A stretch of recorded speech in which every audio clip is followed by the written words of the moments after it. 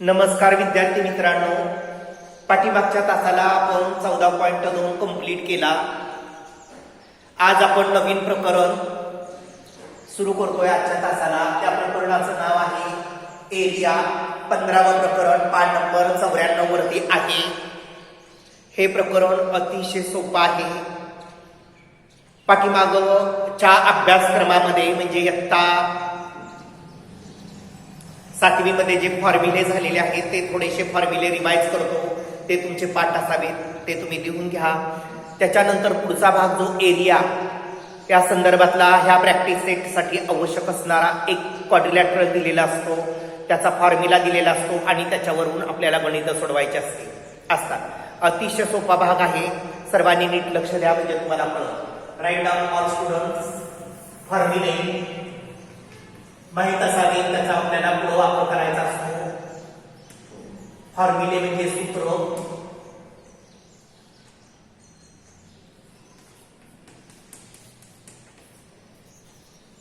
पहिलं formula area of square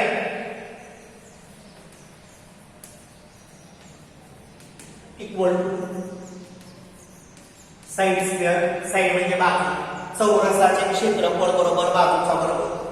दुसरा formula area of rectangle. सर्वांचं पाठच आहे पण तरी देखील माहित असा म्हणून उजळणी म्हणून घेतोय. एरिया ऑफ रेक्टँगल आयताचे क्षेत्रफळ बरोबर लांबी गुणिले रुंदी म्हणजेच लेंथ इंटू बेरेड. त्याच्यानंतर तिसरा formula area of right angle triangle. Area of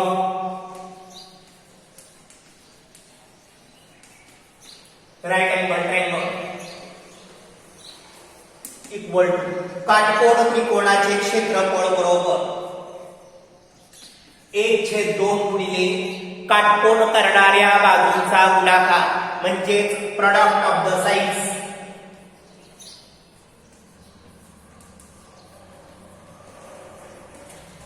product of sides making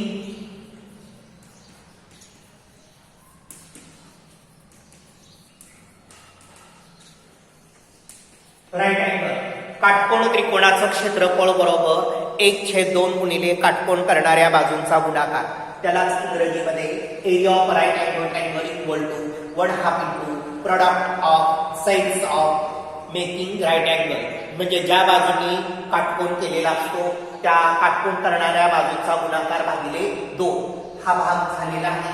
चौथा कडा राईट डाऊन ऑल स्टुडंट्स. पाठीमागच्या अभ्यासातही 8वीत झालेला आहे. एरिया ऑफ ट्रायंगल जनरली सगळ्या ठिकाणी वापरलं जातं. एरिया ऑफ ट्रायंगल त्रिकोणाचे क्षेत्रफळ बरोबर 1/2 गुणिले बेस इंटू हाईट. पाया गुणिले उंची. Base into height. Write down. त्याचबरोबर जसं काटकोन त्रिकोणाचं क्षेत्रफळ साध्या त्रिकोणाचं क्षेत्रफळ तसं एरिया ऑफ इक्विलॅटरल ट्रायंगल लिहून घ्या. माहित असावं. हे पुस्तकामध्ये दिलेलं नाही पण तुम्हाला पाठ असावं. पाठीमागं झालेला आहे. एरिया ऑफ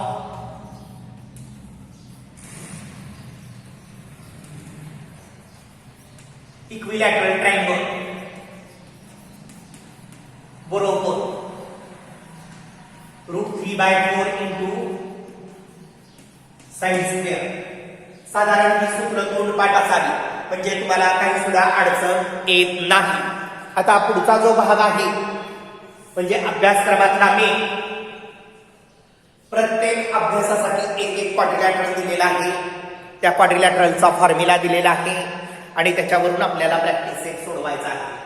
हे सगळ्यांनी लिहून घेतल्यानंतर लगेचच पुढे घ्या. हा भाग उजळणीचा होता परंतु तुमचं काहीच अभ्यास तयारी नसल्यामुळे लिहून घ्यायचं, घरी पाठ करायचं.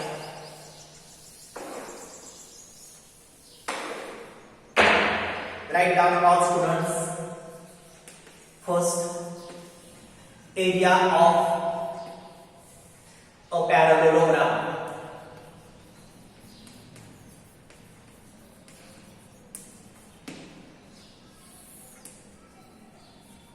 समांतरभुज चौकोनाचे क्षेत्रफळ.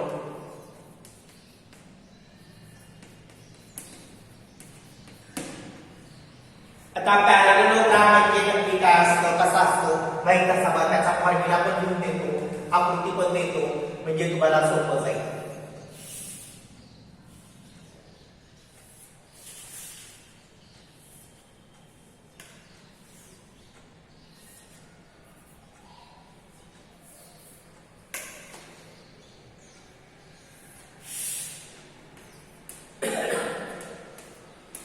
This is a parallelogram. He height असते आणि हा पाया असतो. खरं तर समांतरभुज चौकोनाची उंची म्हणजे समांतर बाजूबद्ध लंबांतर अशी जर उंची टाकली तरी चालते अशी, किंवा ही सुद्धा उंचीच असते. समांतर बाजूबद्ध जे अंतर असतं त्याला हाईट म्हणतात. लक्षात ठेवा, ही हाईट आहे, ही हाईट आहे, ही हाईट आहे, ही हाईट आहे. म्हणजे एरिया ऑफ अ पॅरॅलेलोग्राम हा भाग तुम्हाला समजण्यासाठी मुद्दाम ही आकृती काढली. सरळ पुढे फॉर्म्युला एरिया ऑफ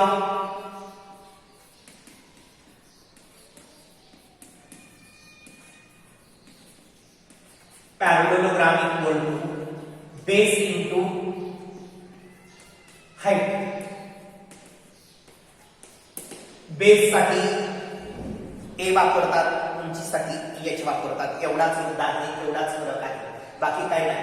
आकृती काढा, सूत्र लिहा, आणि आकृती आणि सूत्र झालं की लगेचच सर्वांनी practice set 15.1 write down all students. हे झाल्यानंतर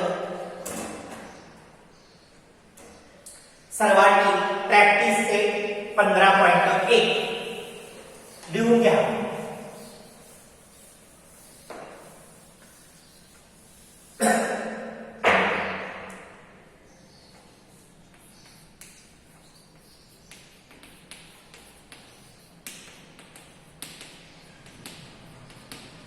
राइट डाउन ऑल स्टूडेंट 15.1. सर्वांनी 15.1 लिहून घ्या. त्याच्यामधला प्रश्न पहिला लिहून घ्या. If base of a पॅरॅलेलोग्राम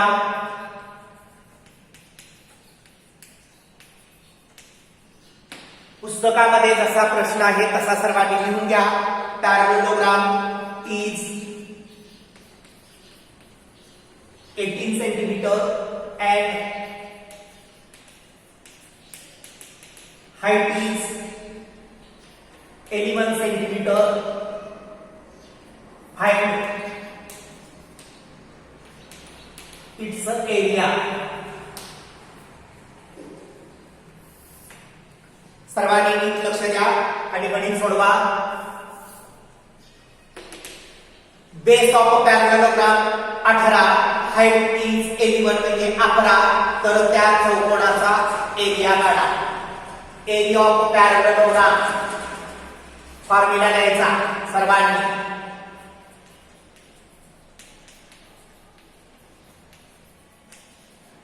equal to base into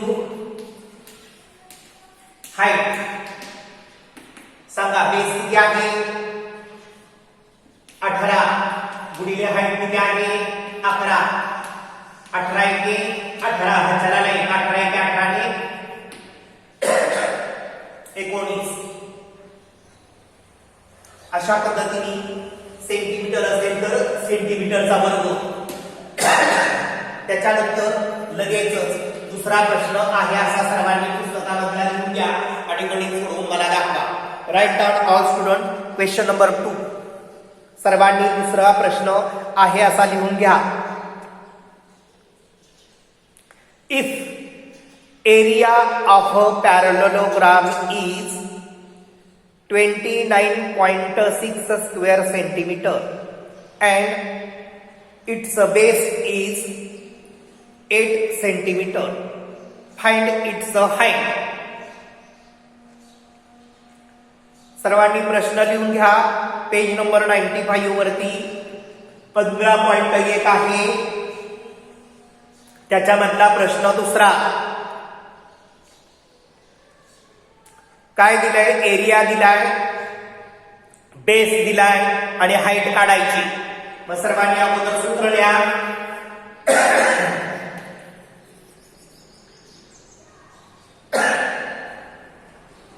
सूत्र लिहा सर्वांनी.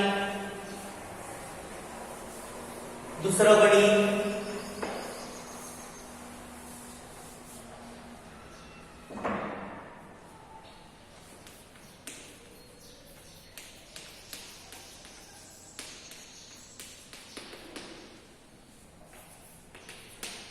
लिहा. Area of parallelogram equal to, बघा काय काय दिले. एरिया दिला, हे दिले लिहायचं. पुढं काय दिले? बेस 8. काय काढायचंय? हाईट. जे काढायचं ते तसंच ठेवायचं आणि दिलेल्या किमती प्रश्नामध्ये भरायच्या, फॉर्म्युल्यामध्ये भरायच्या. 29.6 हे 8 गुणिले इनपुट आल्यानंतर भागिले बरोबर हाईट. पक्षांतर नयन सिम्प्लिफिकेशन हा भाग 5वी 6वी 7वी 8वी मध्येच आहे. 5वी 6वी 7वी मध्ये जर जमलं तर हे 6 आणि 29 ला भागा. 6 18 6 24 6 24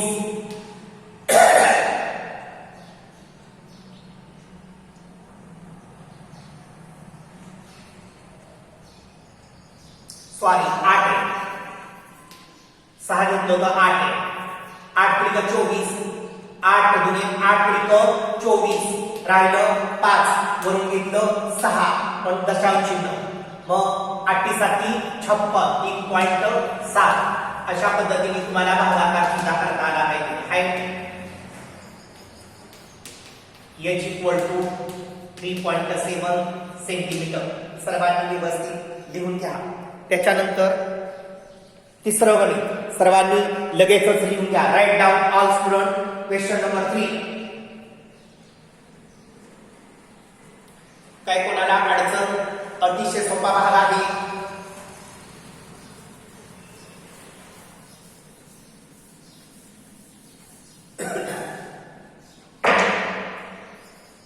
प्रश्न तिसरा.